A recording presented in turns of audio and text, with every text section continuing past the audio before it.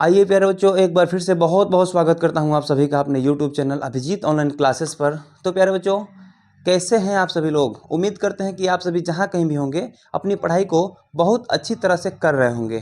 तो बच्चों, हम लोगों ने पिछला क्लास में भूगोल पढ़ा था और भूगोल में हम लोगों ने संसाधन के बारे में और संसाधन के बाद हम लोग ये मिट्टी के बारे में पढ़े थे लोग, ठीक है ना। तो आइए सबसे पहले हम बता देते हैं बच्चों कि भूगोल में चैप्टर नंबर 1, ठीक है ना। चैप्टर नंबर कितना है जी? चैप्टर कितना है? तो चैप्टर नंबर 1 है बच्चों, जिसमें आप लोगों को चैप्टर का नाम क्या है? प्राकृतिक संसाधन, ठीक है। प्राकृतिक प्राकृतिक संसाधन है ना, प्राकृतिक संसाधन, ठीक है। जो कि चैप्टर नंबर 1 के को वाला चैप्टर है, प्राकृतिक संसाधन, है ना जी। तो आइए बच्चों, इससे पहले हम लोग क्या क्या पढ़े थे? हम लोग भूमि संसाधन के बारे में पढ़े थे, है ना जी। याद आ रहा है क्या? भूमि संसाधन के बारे में पढ़े थे। उसके बाद प्यारे बच्चों हम लोग मृदा संसाधन के बारे में पढ़े थे, है ना। मृदा संसाधन के बारे में पढ़े थे, है ना जी। और मृदा संसाधन के बाद हम लोग मृदा निर्माण के कारक के बारे में पढ़े थे, है ना। मृदा निर्माण के कारक, मृदा निर्माण के कारक के बारे में पढ़े थे, ठीक है ना। लगभग यही टॉपिक्स है, इससे ज़्यादा कहीं आपके एग्जाम में नहीं पूछे जाते हैं बच्चों। और प्यारे बच्चों, हम लोग इसी प्रकार मृदा के बारे में पढ़े थे और इतना अच्छा हम लोग मृदा के बारे में पढ़े थे। यहाँ इस क्लास में सबसे पहले हम लोग मृदा में ये जलोढ़ मृदा के बारे में पढ़े थे, है ना। पहला नंबर क्या था जी? जलोढ़ मृदा। दूसरा नंबर क्या है बच्चों? ये काली मृदा है, काली मृदा, जिसको रेगुर मृदा के नाम से भी जानते हैं। आगे इसी में हम लोग पढ़ेंगे, है ना जी। उसके बाद हो जाएगा आपको लाल मृदा, इसको मिट्टी भी कहते हैं लेकिन हम मृदा लिख रहे हैं, ठीक है ना। लाल मृदा हो जाएगा। उसके बाद हो जाएगा चौथा नंबर में हो जाएगा लेटेराइट मृदा, ठीक है। उसके बाद पांचवा नंबर में क्या था बच्चों? पांचवा नंबर में आपको था मरुस्थलीय, यानी कि बलुई, मरुस्थलीय मृदा। उसके बाद छठा नंबर में क्या था बच्चों? पर्वतीय मृदा, है ना जी। तो प्यारे बच्चों, हम लोग इस 6 प्रकार में सबसे पहले हम लोग जलोढ़ मृदा के बारे में पढ़ लिए थे। हम लोग जलोढ़ मृदा के बारे में पढ़ लिए थे, जो पिछला क्लास में आप लोग को प्लेलिस्ट में देखने के लिए मिल जाएंगे, जा करके आप लोग प्लेलिस्ट में देख सकते हैं। और एक खास बात है मेरे दोस्तों कि ये जो क्लास है आप लोगों का लाइव क्लास जो है ना, लाइव क्लास में अभी क्या चल रहा है? तो लाइव में आप लोग को मैथ चल रहा है ना जी।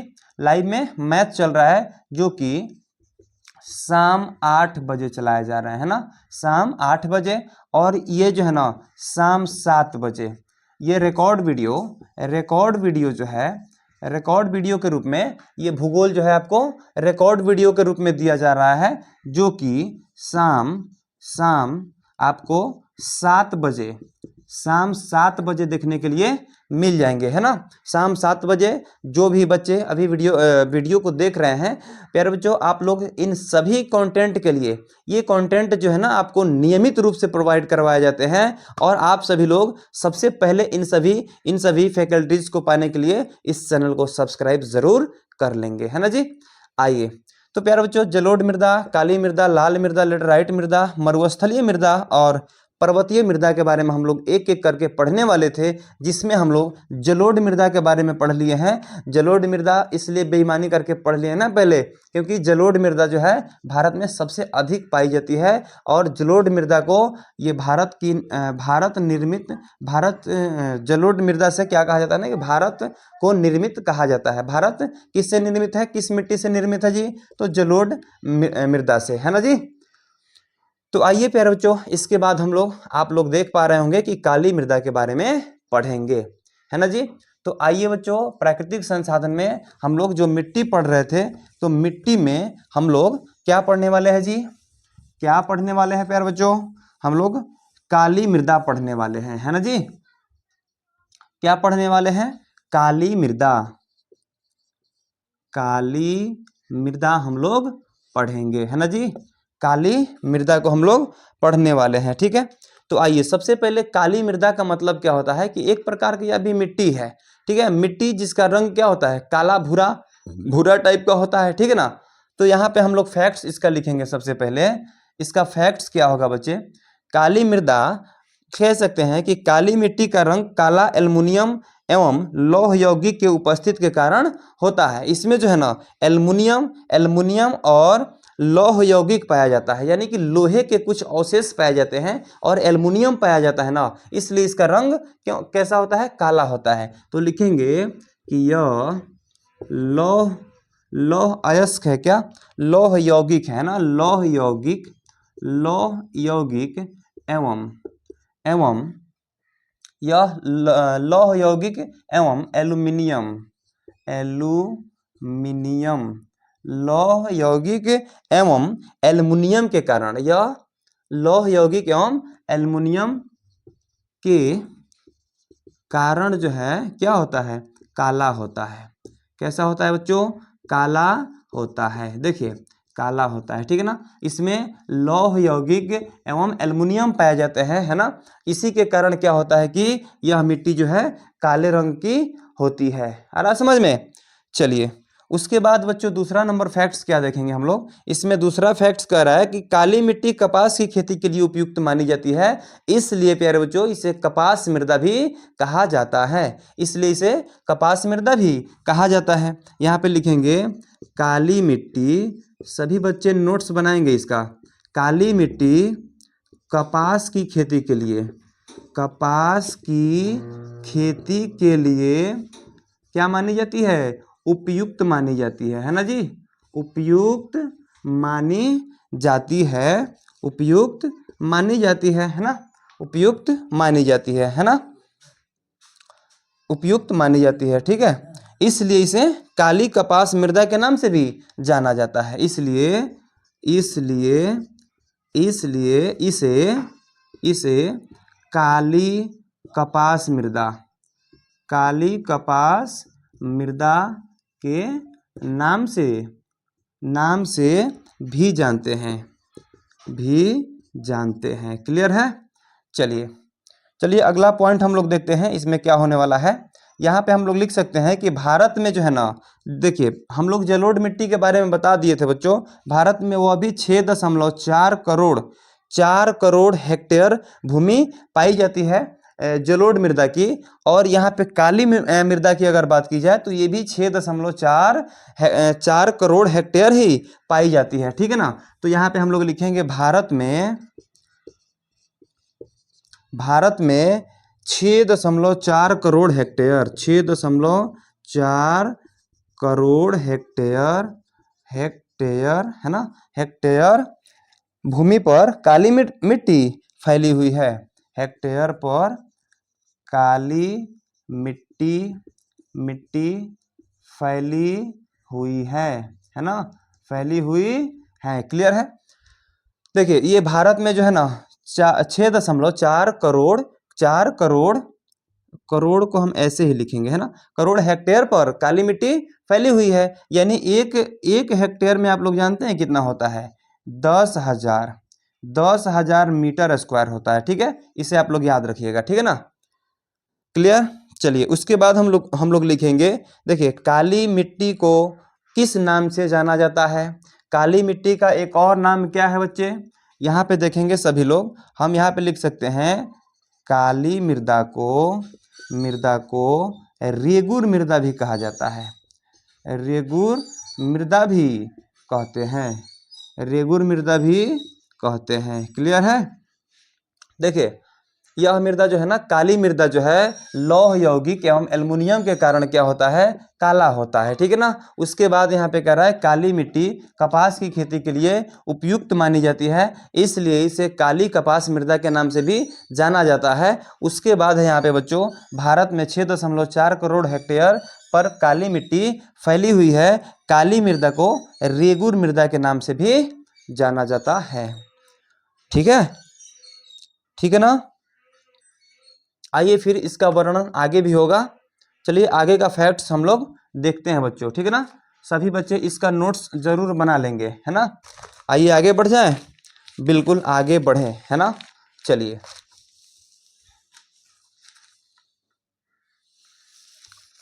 उसके बाद प्यारे बच्चों हम लोग देखेंगे काली मृदा को रेगुर मृदा, काली मृदा को रेगुर मृदा के नाम से भी जाना जाता है। ठीक है, अब आइए यहाँ पे कह रहा है क्या कि काली मृदा में कैल्शियम कार्बोनेट, पोटास और चूना अधिक मात्रा में पाई जाती है। ठीक है ना, यहाँ पे हम कह सकते हैं काली मृदा में क्या जी, calcium carbonate, calcium carbonate, calcium carbonate, carbonate, calcium carbonate, potash है ना, पोटास, पोटास और चूना भी है ना जी, और चूना भी क्या पाया जाता है, बहुत अधिक मात्रा में पाया जाता है। चूना लिखेंगे बहुत अधिक मात्रा में पाया जाता है, बहुत अधिक मात्रा में पाया जाता है। ठीक है, देखिए यहाँ पे ये मिट्टी एक तरह से भी बहुत उपजाऊ होती है, काली मिट्टी भी। ठीक है ना, हम अभी देखेंगे कि इसमें कौन कौन से फसल उगाए जाते हैं। उससे पहले बच्चों यहाँ पे देखेंगे काली मृदा में कैल्शियम कार्बोनेट, देखिएगा ध्यान से, कैल्शियम कार्बोनेट, पोटास भी होता है, जो हम लोग क्या करते हैं ना कि रासायनिक खाद के रूप में खरीद करके और उसे खेतों में ले जा करके डाल देते हैं सिंचाई के बाद में। ठीक है ना, वहीं पोटास इसमें उपस्थित रहता है और इसमें चूना भी उपस्थित रहता है और यह बहुत अधिक मात्रा में पाया जाता है। ठीक है ना, चूना ये बहुत अधिक मात्रा में पाया जाता है। ठीक है, अब देखिए इसमें किस तत्व की कमी होती है, तो हम यहाँ पे लिखेंगे इसमें फास्फोरस की कमी होती है ना, फास्फोरस की कमी होती है बच्चों, कमी होती है। ठीक है, इसमें जो है फास्फोरस की कमी होती है। ठीक है ना, चलिए इसमें फास्फोरस की कमी होती है या फिर कमी रहती है। ठीक है ना, आइए आगे देखते हैं बच्चों, इसमें फास्फोरस की कमी रहती है आगे। ठीक है ना, ये इसमें कह रहा है कि काली मिट्टी कहाँ कहाँ पाए जाते हैं बच्चों। यहाँ पे अगला फैक्ट्स के रूप में देखेंगे, यहाँ पे मैं लिख देता हूँ कि काली मिट्टी देखिए कहाँ कहाँ पाए जाते हैं, महाराष्ट्र में, गुजरात में, ये कर्नाटक में भी पाए जाते हैं। ठीक है, आंध्र प्रदेश तथा तमिलनाडु जैसे राज्यों में ये मिट्टी अधिक मात्रा में पाए जाते हैं। ठीक है, इसलिए यहाँ पे लिखेंगे बच्चों कि काली मिट्टी महाराष्ट्र है ना, महाराष्ट्र, उसके बाद गुजरात में भी पाए जाते हैं, गुजरात के बाद आपको कर्नाटक, जहाँ सबसे अधिक लौह इस्पात का ये फैक्ट्री है। ठीक है ना, कर्नाटक। ठीक है, कर्नाटक, आंध्र प्रदेश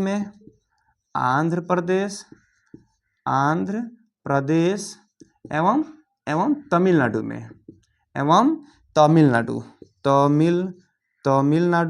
तमिलनाडु कैसे लिखते हैं जी, इधर से लिखते हैं ना, तमिलनाडु है ना, तमिलनाडु में विस्तृत है। ठीक है, विस्तृत है यानी अधिक मात्रा में है। ठीक है, यहाँ पे देखिएगा काली मिट्टी में फास्फोरस की कमी होती है ना, यह काली मिट्टी जो है महाराष्ट्र में, गुजरात में, कर्नाटक में, आंध्र प्रदेश में एवं तमिलनाडु में विस्तृत रूप से यानी कि अधिक पाए जाते हैं। ठीक है, आइए उसके बाद बच्चों देखेंगे काली मिट्टी जो है, अब देखिए कौन कौन से फसल इसमें मुख्य रूप से उपजाए जाते हैं काली मिट्टी में, है ना। आप लोग जलोढ़ मिट्टी में देखे हैं कि गन्ना, धान, गेहूं, मक्का इत्यादि जलोढ़ मिट्टी में उपजाए जाते हैं। यानी कि जलोढ़ मिट्टी में जो है धान का उपज अच्छा होता है, गेहूं का उपज अच्छा हो जाता है, मक्का का भी बढ़िया उपज हो जाता है। ठीक है, साथ ही साथ गन्ना को भी हम उसमें उगा लेते हैं अच्छे विस्तृत रूप से। ठीक है ना, अब यहाँ पे देखेंगे बच्चों कि काली मिट्टी में हम कौन कौन से फसल अच्छी तरह से उपजा सकते हैं। ठीक है, तो यहाँ पे कह रहा है कि काली मिट्टी में, यहाँ पे लिखेंगे काली मिट्टी, है ना, काली मिट्टी, कपास, गन्ना इसमें भी उपजाए जाते हैं बच्चों, गन्ना, है ना, चलिए गन्ना लिख देते हैं। ठीक है, गन्ना, प्याज, अब गन्ना उपजाए जाते हैं तो गेहूं भी तो होता होगा ना, गेहूं भी लिख देते हैं।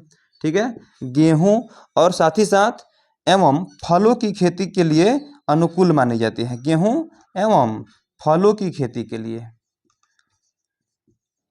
फलों की खेती खेती के लिए अनुकूल मानी जाती है, यानी बढ़िया मानी जाती है ना, अनुकूल मानी जाती है, अनुकूल मानी जाती है। क्लियर है?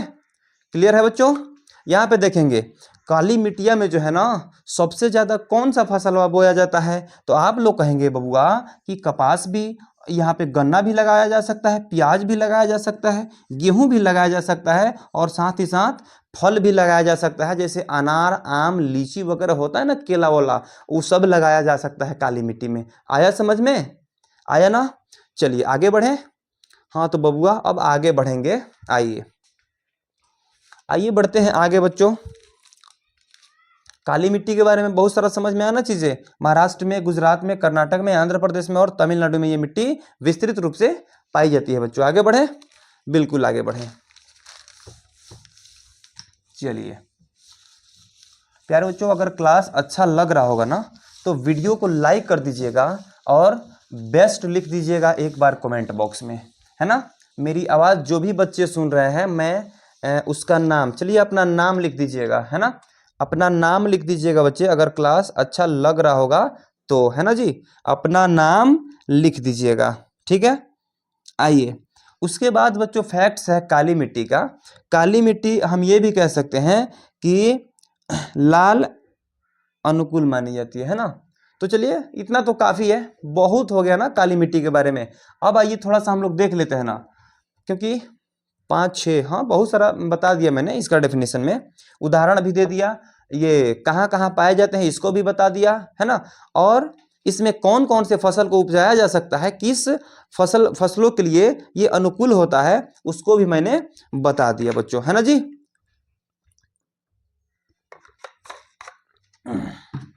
आइए आगे बढ़े। चलिए उसके बाद हम लोग देखेंगे लाल एवं पीली मृदा। लाल एवं पीली मृदा, पीली मृदा, है ना, लाल एवं पीली मृदा, है ना जी। आइए हम लोग देखेंगे लाल एवं पीली मृदा के बारे में। तो ये कह सकते हैं बच्चों कि इसमें लोहांश की उपस्थिति के कारण इसका रंग लाल होता है। लोहांश, हम यहाँ पे लिख सकते हैं लोहांश की उपस्थिति के कारण,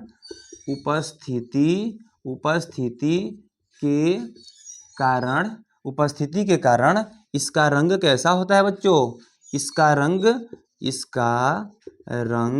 कैसा होता है मेरे लाल, लाल होता है। जैसे आप है ना वैसा ही लाल होता है जी। आइए लाल होता है, देखिए लोहांश का अर्थ क्या होता है, इसमें लोहा का अंश पाया जाता है ना, इसलिए इसका रंग लाल होता है। और लोहा जो है अक्सर थोड़ा दिन रख दीजिए, नया नया लोहा लाते हैं ना, थोड़ा देर चमकता है, लेकिन 5 दिन के बाद वह थोड़ा लाल दिखने लगता है ना जी। और लाल दिख जाने के कारण ही बच्चों उसको क्या कहा जाता है, लोहांश की उपस्थिति के कारण इसका रंग कैसा होता है बच्चों, लाल होता है। क्लियर है ना जी। चलिए अगला फैक्ट्स देखें बच्चों।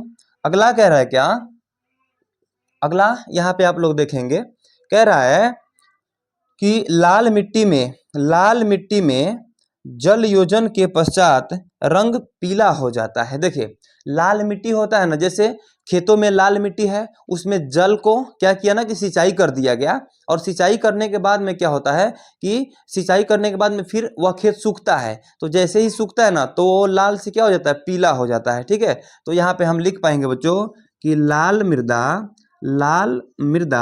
जल योजन के बाद, पश्चात या बाद भी लिख सकते हैं, कैसा हो जाता है बच्चों, तो पीला हो जाता है ना। ये दोनों लगभग एक दूसरे से मिलता जुलता मृदा है ना, इसलिए लाल एवं पीली मृदा इसको कहते हैं, ठीक है। ये पीला हो जाता है, ठीक है। देखिए ये जो है लाल मिट्टी, भारत में लाल मिट्टी जो है, देखिए यहाँ पे लाल मिट्टी भारत में कितना पाया जाता है, लाल मिट्टी भारत में जो है 7.2 करोड़ हेक्टेयर भूमि पाया जाता है। लाल मिट्टी भारत में कितना पाया जाता है, 7.2 करोड़ हेक्टेयर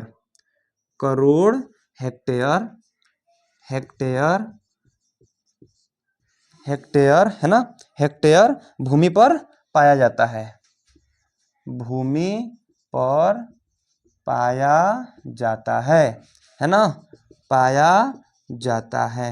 ठीक है, आइए प्यारे बच्चों अगला चीज हम लोग देखेंगे। देखिए ये लाल मिट्टी जो है भारत में 7.2 करोड़ हेक्टेयर भूमि पर पाया जाता है। ठीक है, उसके बाद देखेंगे बच्चों कि ये आखिर लाल या पीली मिट्टी कहाँ कहाँ पाई जाती है सबसे अधिक मात्रा में, है ना। तो यहाँ पे देखेंगे यह जो है ना यह मिट्टी लिखेंगे, यह मिट्टी है ना, यानी कि कौन मिट्टी, यानी कि लाल एवं पीली मिट्टी, है ना जी। तमिलनाडु में यह मिट्टी, तमिलनाडु तमिलनाडु तमिल तमिलनाडु है ना, तमिलनाडु। इसके साथ साथ बच्चों कर्नाटक कर्नाटक कर्नाटक के साथ साथ आपको ये गोवा में भी मिलते हैं, है ना, गोवा। ठीक है, गोवा में, दक्षिण पूर्वी महाराष्ट्र में, ये दक्षिण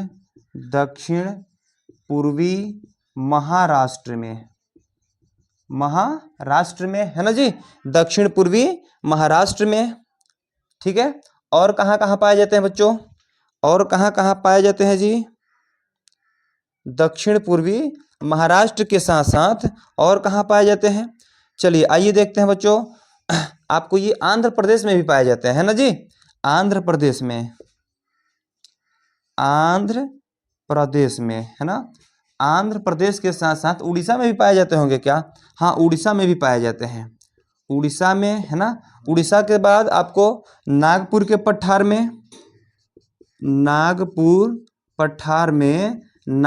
पठार के साथ साथ आपको तथा मेघालय पठार में भी पाए जाते हैं, मेघालय पठार में भी पाए जाते हैं। देखिए मेघालय में सबसे अधिक बारिश होती है ना, तो वहाँ पे जो है ये लाल और पीली मिट्टी देखने के लिए मिल जाते हैं। ठीक है, यहाँ पे देखेंगे यह मिट्टी तमिलनाडु, कर्नाटक, गोवा, दक्षिण पूर्वी महाराष्ट्र, है ना, आंध्र प्रदेश, उड़ीसा, नागपुर पठार तथा मेघालय पठार में, मेघालय पठार क्षेत्र में पाए जाते हैं, है ना, पाए जाते हैं। क्लियर है ना, क्लियर है। ये मिट्टी जो है यानी कि लाल मिट्टी या फिर पीली मिट्टी कहाँ कहाँ मुख्य रूप से पाई जाती है, तो तमिलनाडु, कर्नाटक, गोवा, दक्षिण पूर्वी महाराष्ट्र, आंध्र प्रदेश, उड़ीसा, नागपुर पठार और मेघालय पठार के क्षेत्र में पाए जाते हैं। ठीक है, चलिए आगे बढ़े बच्चों, आगे बढ़े। इसका विस्तार हम लोग बहुत अच्छे ढंग से कर लिए एक ही बार में, है ना जी। इससे बाहर आपके एग्जाम में जो है ना एक भी सवाल नहीं जाएंगे बच्चों, और इसलिए हम लोग का टारगेट क्या होना चाहिए, 450 प्लस, यानी 450 प्लस का टारगेट हमेशा प्यारे बच्चों आप लोग का होना चाहिए, है ना। आप आगे की तरफ चलिए, मैं आपके पीछे से अवश्य आऊँगा आपके साथ, और मैं आपके साथ हमेशा चल रहा हूँ, आपको आगे लेकर के हमेशा चलता हूँ, है ना। चलिए आगे देखें बच्चों, आगे देखें लाल एवं पीली मृदा। आप लोग यहाँ से स्क्रीनशॉट इसका ले सकते हैं बच्चों, थोड़ा सा मैंने साइड ले लिया हूँ। ठीक है, आइए लाल या पीली मृदा यहाँ से हम लोग कंप्लीट कर लिए, है ना जी। उसके बाद आएगा प्यारे बच्चों इसमें, उसके बाद क्या आएगा, उसके बाद आप लोग को देखने के लिए मिल जाएगा लेटेराइट मृदा, लेटेराइट मृदा, है ना, लेटेराइट मृदा। आइए इसके बारे में बहुत सुंदर वर्णन है, और वह वर्णन क्या है, कह रहा है कि लेटेराइट शब्द की उत्पत्ति ग्रीक भाषा के लेटर शब्द से हुई है। ठीक है ना, ग्रीक भाषा के लेटर शब्द से इसकी उत्पत्ति हुई, इसकी क्या हुई, उत्पत्ति हुई, है ना जी, उत्पत्ति हुई ग्रीक भाषा के लेटर शब्द से। अब आइए यहाँ पे लेटर का मतलब क्या होता है, लेटर का मतलब हम लोग ईंट भी कह सकते हैं। ठीक है, लेटर का मतलब एक तरह से कहें तो ईंट होता है। ठीक है, लेटर का मतलब ईंट होता है। ठीक है, यहाँ पे आप लोग देख पा रहे होंगे। ठीक है ना, आइए अब कह रहा है ना कि भारत में जो है लेटेराइट मिट्टी का विस्तार कितना है बच्चों? भारत में लेटेराइट मिट्टी का विस्तार कितना है बच्चों, है ना? तो हम यहाँ पे लिखेंगे कि भारत में लेटेराइट मिट्टी का विस्तार, लेटेराइट मिट्टी का विस्तार कितना है बच्चों? कितना है? भारत में लेटेराइट मिट्टी का विस्तार जो है 1.3 करोड़ हेक्टेयर, 1.3 करोड़ हेक्टेयर भूमि पर है ना जी? देखिए 1.3 करोड़ हेक्टेयर भूमि पर इसका विस्तार है। किस मिट्टी का? तो लेटेराइट मिट्टी का, है ना जी? चलिए आगे बढ़े। चलिए अगला फैक्ट्स देखते हैं। लेटेराइट मिट्टी का और भी कोई फैक्ट्स हो सकता है क्या? आइए देखते हैं बच्चों। यहाँ पे हम लोग ये भी कह सकते हैं एल्युमिनियम और लोहे के ऑक्साइड के कारण इसका रंग क्या होता है बच्चों? लाल होता है। देखिए लाल मिट्टी का भी रंग लाल होता है और इसका भी रंग लाल होता है। जानते हैं क्यों? एल्युमिनियम और लोहे के ऑक्साइड के कारण, है ना? उसमें भी इसी के कारण लाल था, लाल मिट्टी में, है ना? यह एल्युमिनियम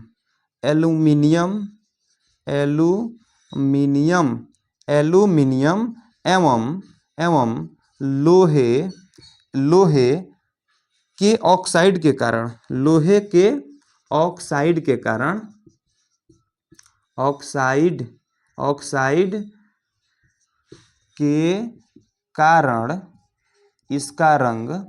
इसका रंग लाल है ना? देखिए लेटेराइट मिट्टी का रंग कैसा होता है बच्चों? इसका रंग कैसा होता है? लाल होता है ना जी? इसका भी रंग लाल ही होता है, ठीक है ना? इसका रंग एल्युमिनियम और लोहे के जो अवशेष होते हैं ना उसमें, इसलिए उसका रंग लाल होता है, ठीक है?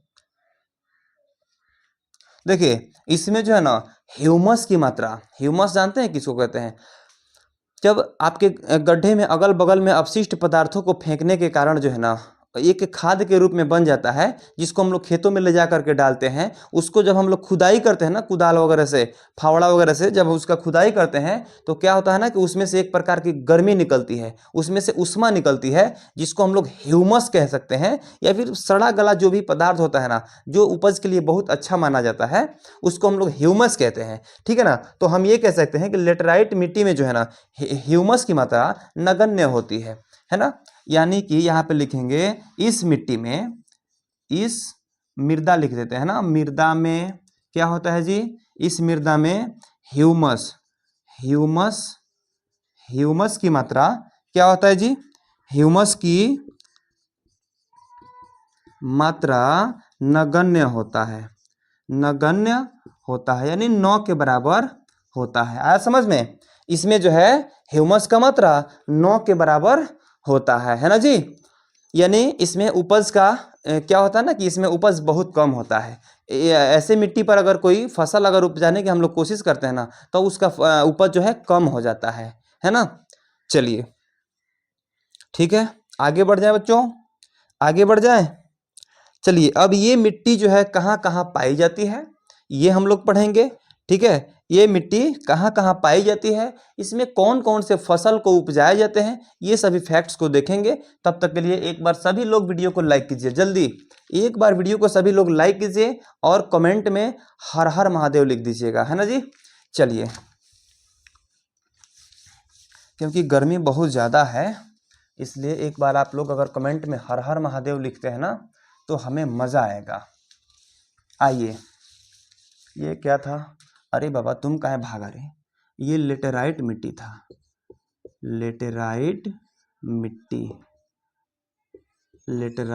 मिट्टी है ना?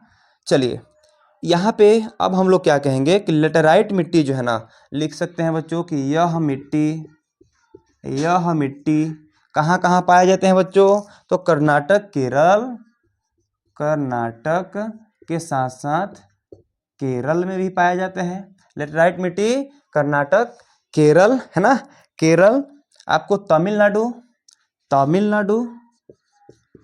तमिलनाडु, इसके साथ साथ प्यारे बच्चों और कहाँ पाया जाता है? मध्य प्रदेश, उड़ीसा में भी पाया जाता है ना? मध्य प्रदेश मध्य प्रदेश, इसको एमपी लिखना चाहिए था। मध्य प्रदेश, उड़ीसा में भी पाए जाते हैं, ठीक है, उड़ीसा में भी पाए जाते हैं, और इसके साथ साथ प्यारे बच्चों असम में भी मिल जाता है। उड़ीसा तथा असम, असम में पाए जाते हैं, है ना, उड़ीसा तथा असम में पाए जाते हैं, ठीक है। लेटेराइट मिट्टी, देखिए यहाँ पे लेटेराइट मिट्टी, ये रंग में लाल होता है, क्यों? क्योंकि इसमें एल्युमिनियम और लोहे का अवशेष पाया जाता है, और यह मिट्टी जो है कर्नाटक, केरल, तमिलनाडु, मध्य प्रदेश, आपको उड़ीसा तथा असम में पाए जाते हैं। ठीक है बच्चों, ठीक है ना, आगे बढ़ जाए। चलिए एक और लास्ट है, पर्वतीय मिट्टी के बारे में हमें पढ़ना है, उसका खासियत हमें पढ़ना है, ठीक है ना।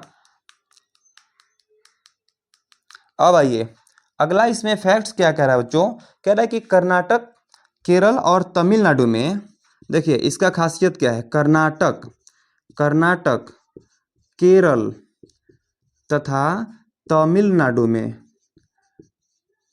तमिलनाडु में, कर्नाटक, केरल तथा तमिलनाडु में लेटेराइट मृदा में, लेटेराइट मृदा में, लेटेराइट मृदा में क्या होता है बच्चों, मृदा में क्या होता है, तो यहाँ पे जो है चाय एवं कहवा का उत्पादन किया जाता है। चाय, चाय एवं कहवा, कहवा का उत्पादन, उत्पादन किया जाता है, किया जाता है ना जी। यहाँ पे देखिए कर्नाटक में, केरल में, तमिलनाडु में क्या किया जाता है ना कि लेटेराइट मृदा में किसका, चाय एवं कहवा का उत्पादन किया जाता है। कहवा जो है ना चाय का ही एक प्रकार है कहवा, ठीक है ना, जिसको जो है एक तेजपात जैसे उसको क्या किया जाता है ना कि उसको छोटे छोटे कणों में बना करके और चाय में ही मिला दिया जाता है, जिससे क्या होता है कि चाय का स्वाद और भी बढ़ जाता है, चाय स्वादिष्ट हो जाता है, ठीक है। और कहवा और चाय दोनों मिला करके चाय का स्वाद बढ़ जाता है, चाय स्वादिष्ट हो जाता है, ठीक है। आइए उसके बाद अगला फैक्ट्स क्या होने वाला है बच्चों, यहाँ पे कह रहा है कि तमिलनाडु, आंध्र प्रदेश और केरल में, तमिलनाडु, तमिलनाडु, आंध्र प्रदेश, आंध्र प्रदेश, तमिलनाडु, आंध्र प्रदेश, ठीक है, और केरल में, और इसका क्या खासियत है रे बाबा, तमिलनाडु, आंध्र प्रदेश और केरल, केरल में लेटेराइट मिट्टी, केरल में लेटेराइट, लेटेराइट मिट्टी में, मिट्टी में क्या होता है बाबा, क्या होता है जी, काजू की खेती के लिए उपयुक्त मानी जाती है, ठीक है ना। लेटेराइट मिट्टी काजू, काजू की खेती के लिए, काजू की खेती के लिए, खेती के लिए उपयुक्त मानी जाती है, उपयुक्त, उपयुक्त मानी जाती है ना जी, मानी जाती है। फटाफट से सभी बच्चे जो है इसको नोट करेंगे और इसका नोट्स आप लोग जरूर बना लेंगे प्यारे बच्चों। और देखिए इससे बाहर एक भी सवाल आपको परीक्षा में नहीं पूछे जाएंगे बच्चों, वो कभी कभार जो होता है ना कि 100 में एक सवाल जो है इधर उधर हो सकता है, लेकिन मैं जितना पढ़ा रहा हूँ प्यारे बच्चों आपको, इससे फिक्स है, मैं गारंटी के साथ कह रहा हूँ कि एक भी सवाल इधर उधर नहीं जाने वाले हैं, ठीक है ना। आइए सभी बच्चे इस चीज़ को नोट करेंगे फटाफट से, और फिर हम बढ़ते हैं आगे बिल्कुल चीते की रफ्तार में, ठीक है। चलिए सभी बच्चों को एक्टिविटी हमेशा अपने आप में होना चाहिए, और सभी बच्चे देखिए पढ़ने के लिए जो होता है ना, क्या धूप क्या और जाड़ा क्या, धूप क्या और जाड़ा क्या, हमें कुछ भी मौसम जो होता है ना पढ़ाई के लिए, छात्रों के लिए कोई भी मौसम माने नहीं रखता है, कोई भी मौसम हो, अगर पढ़ने का नशा हो ना तो कोई भी बच्चा कहीं भी पढ़ सकता है, ठीक है। चलिए आगे बढ़ जाए, बिल्कुल चलिए आगे बढ़ते हैं बच्चों। इस बार जो है क्या रह गया है बाकी बच्चों, लेटेराइट मिट्टी के बाद में, लेटेराइट मिट्टी के बाद में क्या जी, पर्वतीय मिट्टी है, हाँ जी हाँ बिल्कुल, पर्वतीय मिट्टी ही होना चाहिए।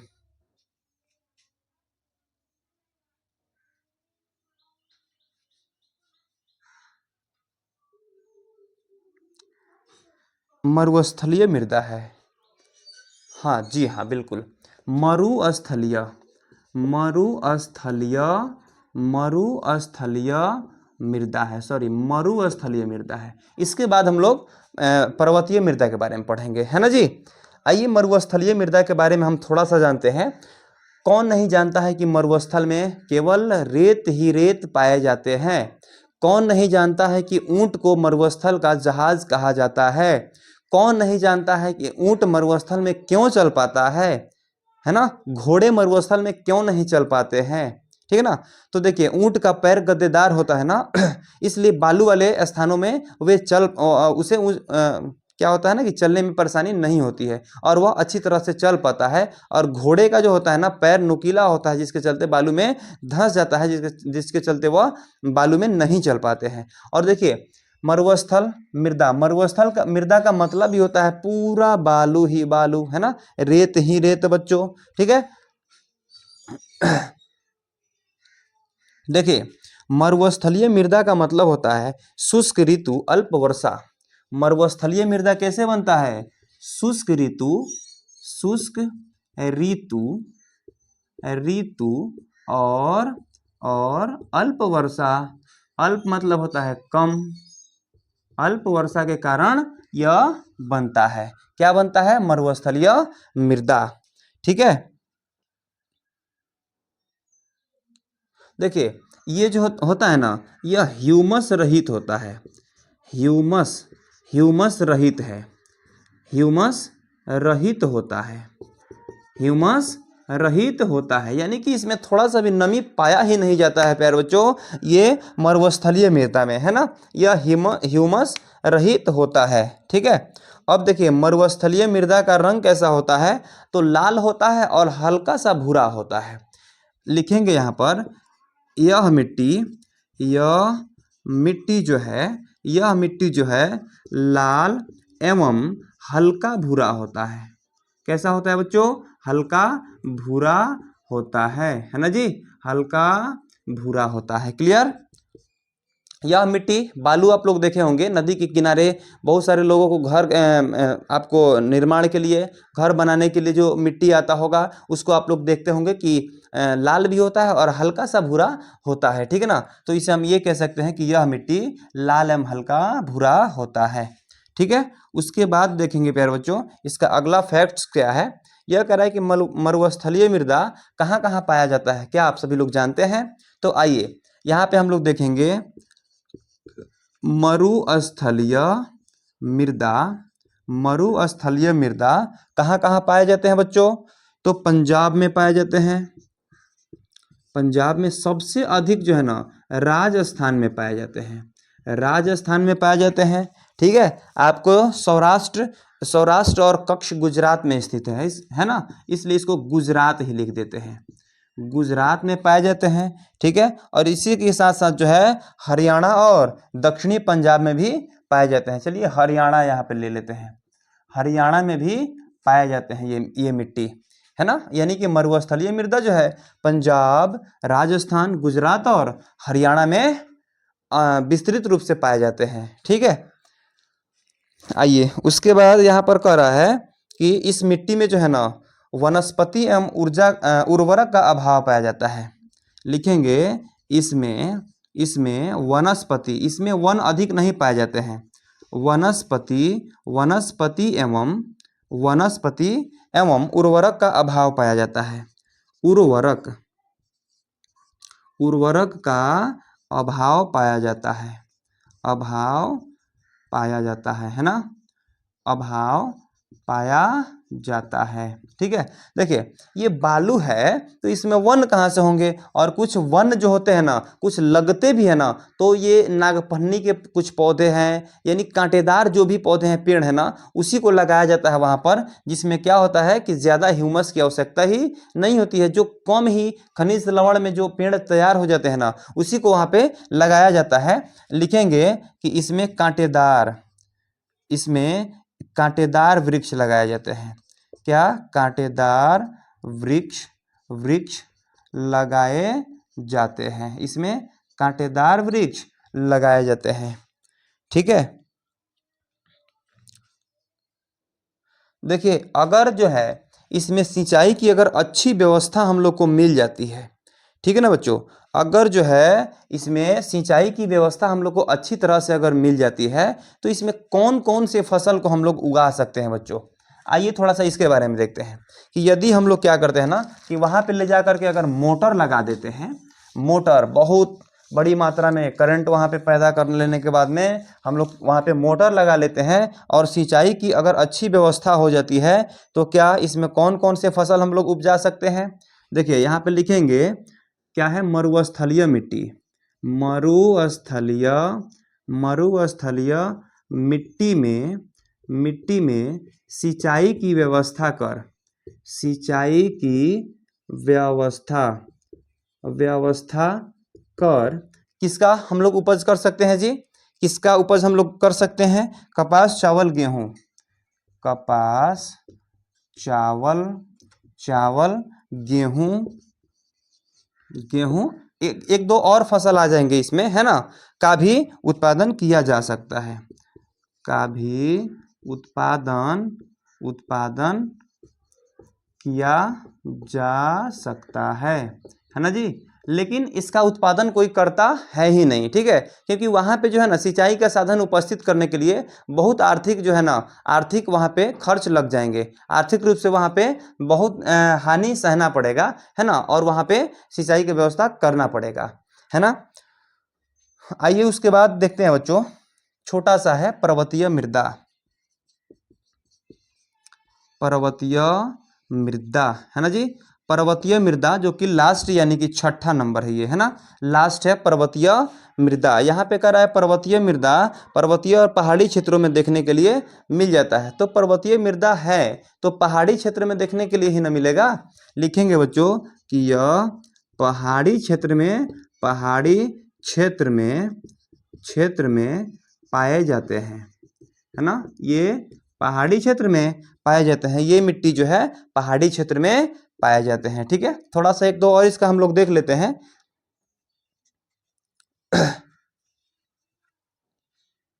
देखिए पर्वतीय मृदा के ढलान पर जो है यहाँ पे कह रहा है पर्वतीय मृदा के ढलान पर, पर्वतीय मृदा के ढलान पर, है ना, पर्वतीय मृदा के ढलान पर फलों के बगान क्या लगाए जाते हैं जी, फलों के बगान लगाए जाते हैं, बगान, है ना, फलों के बगान लगाए जाते हैं, ठीक है। और यहाँ पे जो है ना चावल का लगभग सभी क्षेत्रों में उत्पादन किया जा सकता है। यहाँ लिख सकते हैं कि यहाँ चावल का उत्पादन